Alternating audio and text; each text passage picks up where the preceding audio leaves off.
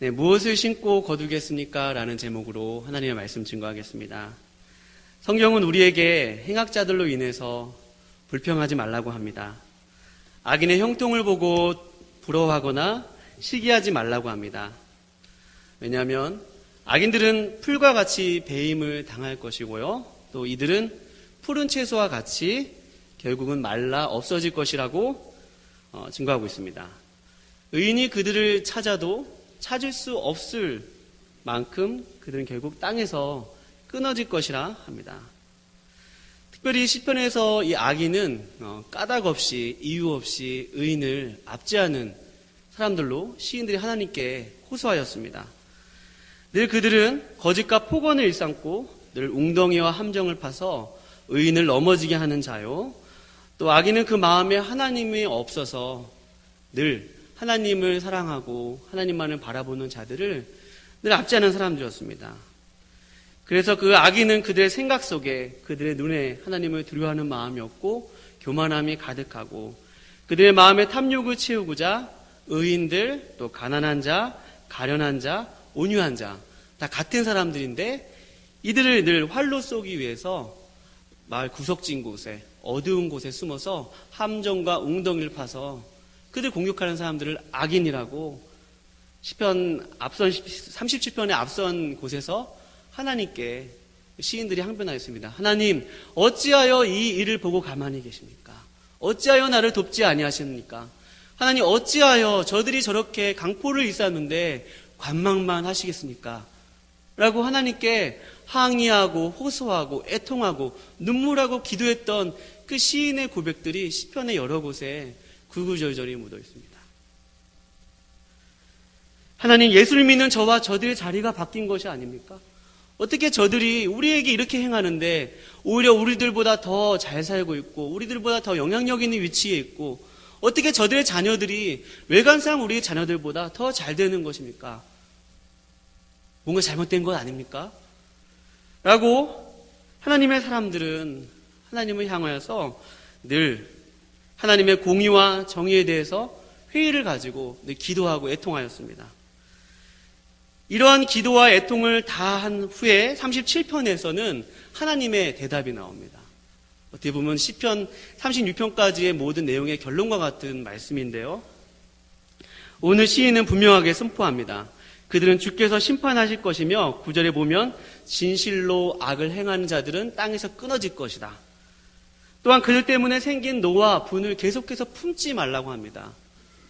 그들을 향해서 질투하는 마음이나 시기하는 마음이나 노하는 마음이나 분을 버리고 그런 분과 노가 오히려 악을 만들 뿐이고 그보다 오히려 하나님을 향해서 기뻐하라라고 선포하고 있습니다. 주를 신뢰하라라고 선언하고 있습니다.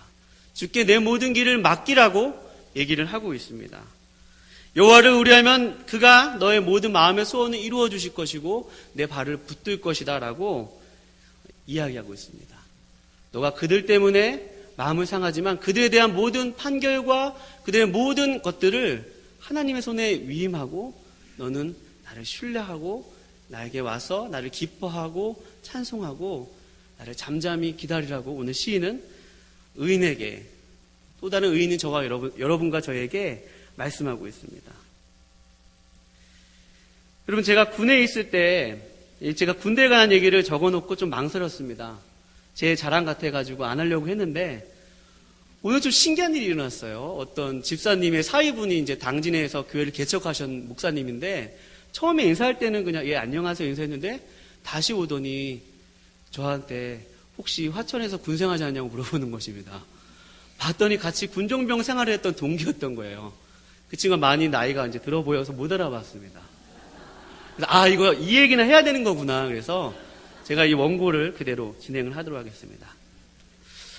저는 제가 군에 있을 때 일병 때부터 전역할 때까지 저는 실세였습니다. 여러분 실세란 말 아시죠? 실세.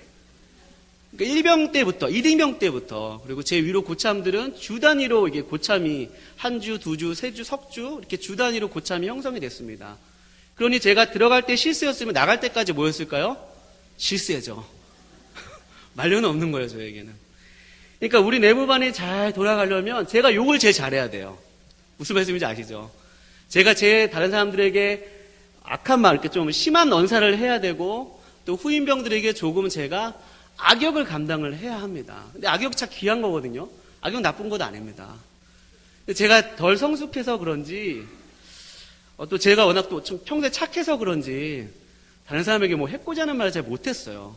예수 믿기 전에도 못했지만, 예수 믿고 난 후에도 욕을 한다는 것은 도저히 상상도 못할 일이었습니다. 그러니 고참들은 저에 대해서 늘 불만이었지. 너 때문에 안 된다고, 너 때문에.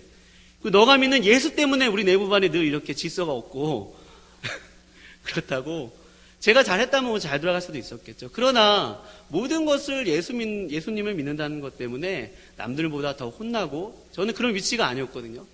그래도 어느 정도 이렇게 서열이 있었기 때문에 좀 존중받을 위치였지만, 그러나 예수님을 믿는다는 것 때문에 한번 제가 군생활 때가 구타가 이제 사라지기 시작했을 때였습니다. 그러나 구타가 좀 남아있을 때였죠. 하루는 군대 고참 저 위에 있던 고참들 중에 한 서너 명이 좀 이렇게 좀 성격이 좀 모질었습니다. 한 사람이 소대원들을 다 일렬로 세워놓고 저희들이 이제 전방 휴전선에 이제 들어가기 전에 긴장하게 한다고 다 한 명씩 딱 때리는 거예요. 이유도 없이.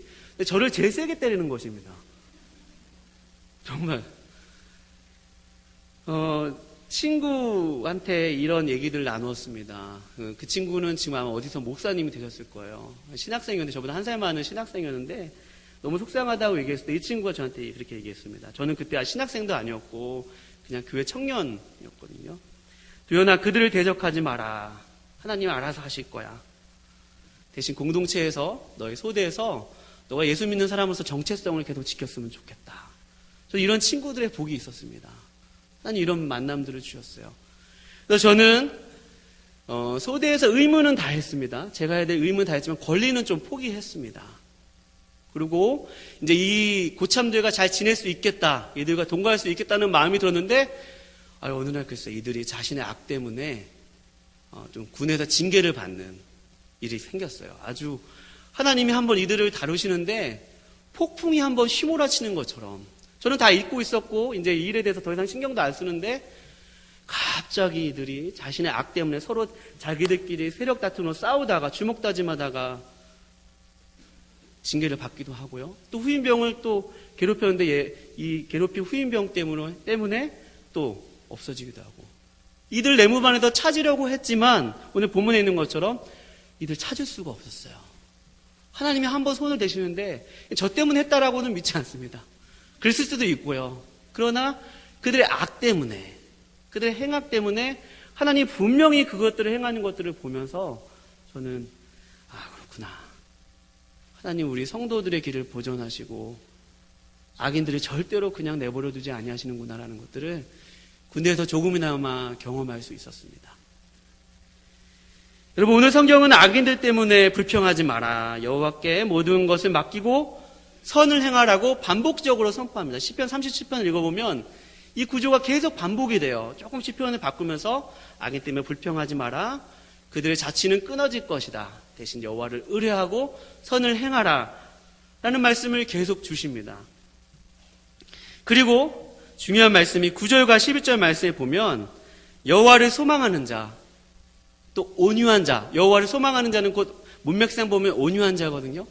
그 온유한 자에게 무엇을 주시겠다고 합니까? 오늘 같이 말씀해 볼까요? 중요한 부분이라서. 무엇을 주시겠다고 합니까? 땅을 차지하겠다고 말씀하십니다. 그리고 그들은 온유한 자들은 땅을 차지하며 풍성한 화평으로 즐거워할 것이라고 이야기하고 있습니다. 그러니까 우리가 세상을 살면서 악인 때문에 낙심하고 좌절하고 세상에서 믿음으로 사는 것이 너무나 바보같이 보여도 그것을 참고 잘 견디며 세상 속에서 믿음을 심고 선을 심고 하나님을 바라는 것들을 심고 예배를 심으면 무엇을 거둔다는 거예요? 하나님이 무엇을 주신다는 것입니까? 땅을 주신다는 것이죠. 땅뿐만 아니라 땅에 소산을 주시는데 그 소상은 화평이라는 것이에요. 화평은 원어를 보니까 저와 여러분이 너무나도 잘 아는 단어 샬롬이라고 표현되어 있습니다. 샬롬, 평화, 평강, 안식이죠. 안식을 주시겠다는 것입니다. 여러분, 우리의 삶 속에서 무엇을 심느냐에 따라 곧 그대로 열매를 맺거든요. 성경에 그런 말씀 참 많잖아요. 심는 그대로 곧 그대로 이루어진다는 말씀 있지 않습니까? 우리가 하나님을 신뢰하면 그 신뢰의 열매가 맺어지면 여러분 믿으시기 바랍니다. 하나님 신뢰하면 그런 열매가 맺혀집니다. 근데 저와 여러분이 오늘 이 대목에서 좀 주목할 대목이 있습니다. 여러분, 그렇다면 하나님이 주시겠다는 땅을 어떻게 해석하시겠습니까? 잘 한번 생각해 보세요. 땅. 여러분, 땅 있으세요? 갑자기 마음이 다치시는 분들도 계시고. 저는 제 이름으로 된 땅 한 평도 없습니다. 그러면 예수 믿는 사람에게, 예수님을 잘 믿는 사람에게 땅을 주시겠다고 하셨는데 문자 그대로 땅이 없는 사람도 예수님을 잘 못 믿는 것입니까? 그렇지 않습니까? 제가 이 부분을 많이 고민했거든요. 이것을 어떻게 해석을 해야 될까? 예수님을 믿으면 항상 우리가 성공해야 되고 번영해야 되고 항상 우리가 성공해야지만 우리가 예수님을 잘 믿는 것입니까? 아마 땅이 주는 메시지가 여기에 잘 녹아있다고 봅니다. 근데 말씀을 유사히 관찰하고 원어와 또 다른 성경의 번역본들을 비교하면서 이 땅의 의미를 발견할 수 있었습니다. 그것은 바로 이 땅은 원어로 아레치라는 단어인데요. 아레치 하면 그 땅입니다. 이 동사랑 결합돼서 하라는 그 원어가 생략되어 있지만 아레치 원어에는 그 땅으로 번역되고 있습니다. 그리고 우리나라의 성경에서는 애석하게도 그냥 땅이라고 번역되어 있죠. 땅의 실체에 대해서 잘 알지 못하나 영어 성경만 보더라도 the land라고 표현되어 있습니다. the earth라고 표현되어 있습니다. 무슨 말입니까? 그 땅이라는 거죠. 땅의 의미를 성경이 이렇게 한정해주고 있는 것입니다. 다시 말해서 성경이 이야기하고 있고 하나님이 말씀하시는 그 땅이 있는 거예요. 그 땅을 주시겠다는 것입니다. 아브라함의 하나님, 이삭의 하나님, 야곱의 하나님께서 그의 자손들에게 주신 땅, 그 젖과 꿀이 흐르는 땅. 그러나 그곳에 들어가면 샬롬, 안식을 주시지만 이미 안식을 주셨지만 그러나 그 땅에서 그냥 안식을 얻는 것이 아니라 여호와께서 주신 율례와 법도를 지켜 행하는 자에게만 누릴 수 있는 안식이 남아있는 것입니다. 그래서 히브리서에서 영원한 안식에 들어갈 그 안식이 남아있다고 하는 것도 같은 맥락이죠. 그 샬롬이 남아있는 것입니다. 악인의 형통을 보고 마음을 상하지만 여호와를 바라보고 그분께 맡기며 그분을 기뻐하는 자, 온유한 자에게 주실 그 땅은 바로 the land, 바로 그 땅입니다. 여러분, 그 땅은 어떤 땅입니까? 하나님과 언약을 맺고 하나님과 관계를 맺고 하나님과 바른 관계 속에 있어야지만 하나님께서 그 땅에서 안식을 누리게 하십니다. 그러나 그 땅에서 하나님께 불순종하고 하나님의 말씀을 거부하고 우상을 숭배한 이스라엘 백성들 어떻게 했었죠? 바벨론 포로로 끌려갔습니다. 그러니까 그 땅에 누리는 그 안식은 하나님의 말씀에 순종하는 것과 굉장히 밀접한 관계가 있다는 것이죠. 그래서 너희가 나를 믿고 신뢰하면 그 땅을 주시겠다는 그 땅 속에 이 모든 내용들이 다 들어가 있는 것입니다. 이 다윗이 쓰시지 않습니까? 그 땅을 주시겠다는 말씀이 여기 있는 것입니다. 여러분, 이 신약에서는 이 땅이 어떻게 번역되죠? 오늘 목사님께서 최근에 천국에 대해서 많이 말씀하시는데 새하늘과 새 땅으로 요한계시록에서 요한이 환상을 보지 않습니까? 거기 우리가 갈 천국. 그러나 여기에서 하나님 나라가 이루어지는 바로 땅이 바로 그 땅이라는 것이죠.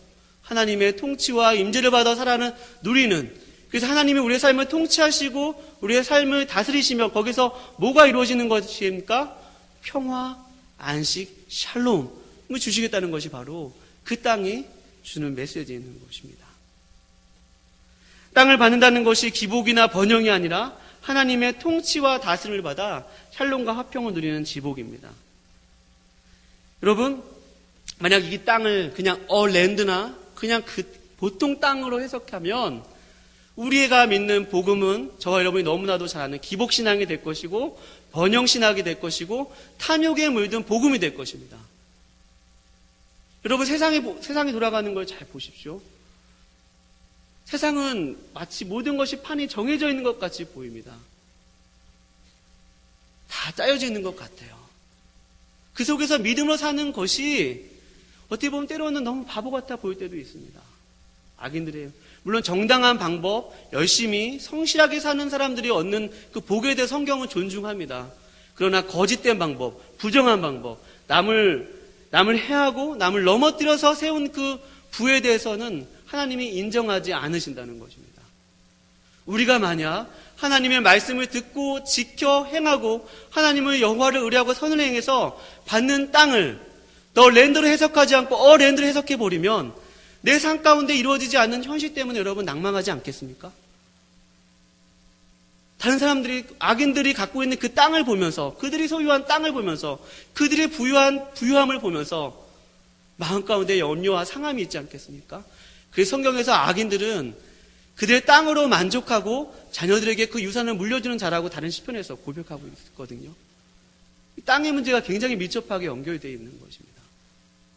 그러나 주님은 저와 여러분에게 하나님 그 자체를 땅으로 주시는 분이세요. 근데 그거를 확인하기 원하십니다.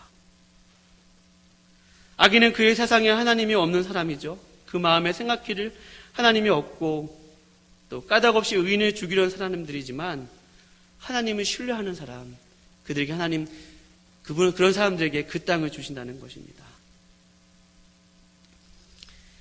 시편 33편에서는 여호와의 말씀은 정직하며 그가 행하시는 일은 다 진실하시도다라고 하나님에 대해서 소개하고 있습니다.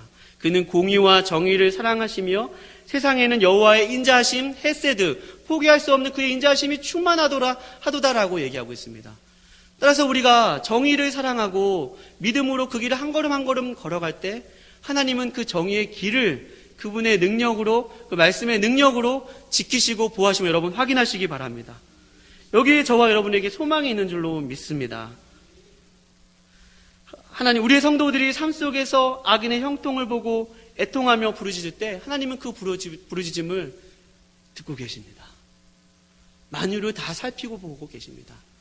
하나님은 아니 계신 곳이 없으시죠? 또 우리 안에도 계시고 하나님은 모든 사람의 마음의 생각까지 다 아시는 그런 전능하신 하나님이십니다. 광대하신 하나님이십니다.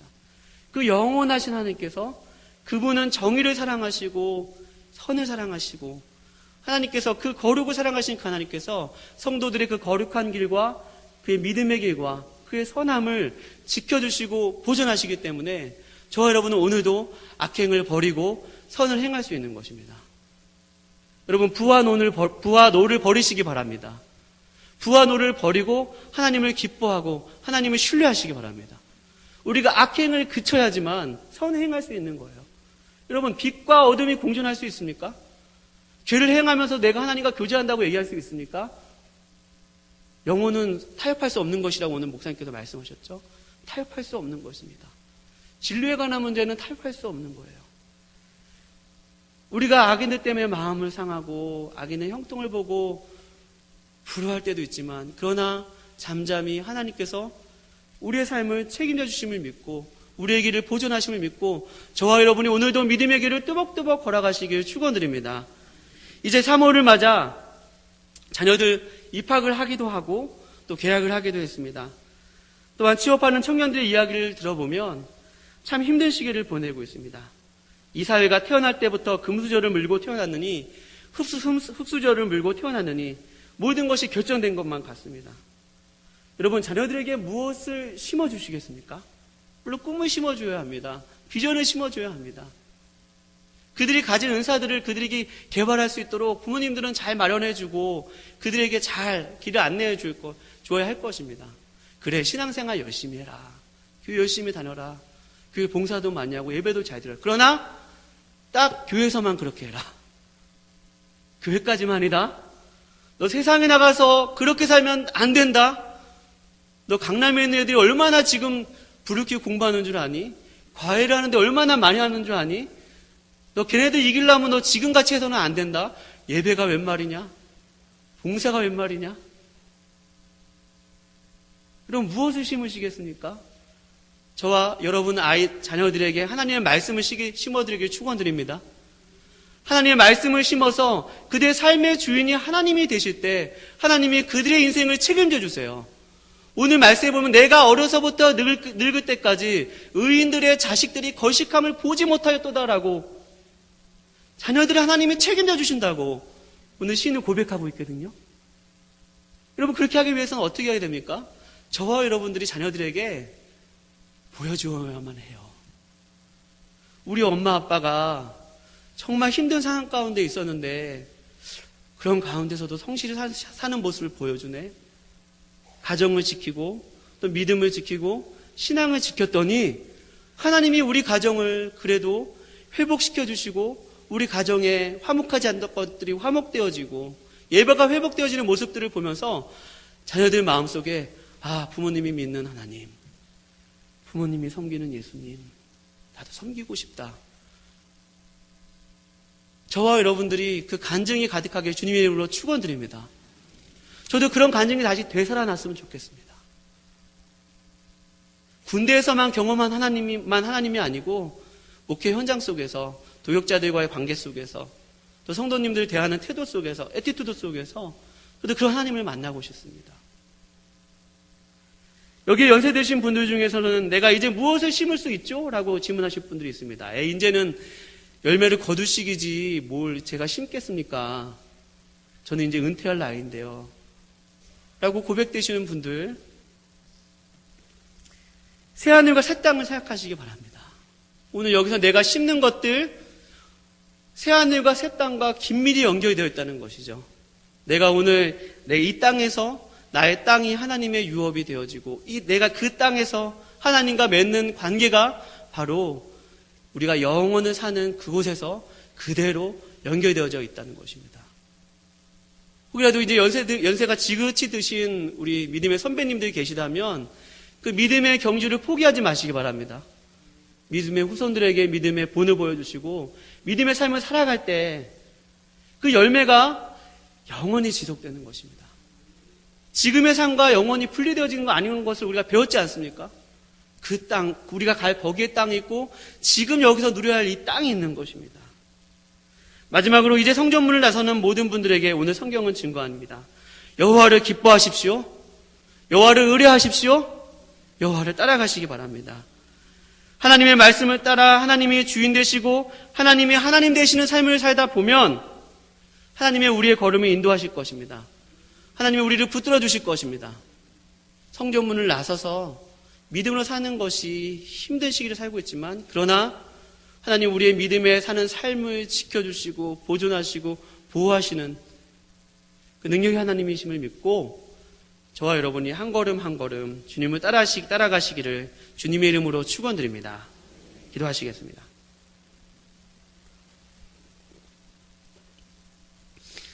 하나님 아버지 은혜를 감사합니다. 하나님 우리가 속한 곳이 하나님의 바로 그 땅이 되기를 원합니다. 하나님이 통치하시는 그 땅이 되기 원합니다. 아버지 오늘도 세상은 거짓과 속임수로 우리를 늘 현혹하여서 믿음으로 살지 말라고 우리에게 위협을 가하지만 하나님 믿음으로 살 때 주님께서 그 땅을 약속하여 주셨으니 그것을 안식과 샬롬을 약속하여 주셨으니 아버지 오늘도 믿음으로 살 수 있도록 저희들 붙들어 주시옵소서. 감사드리며 거룩하신 예수님의 이름으로 기도드립니다.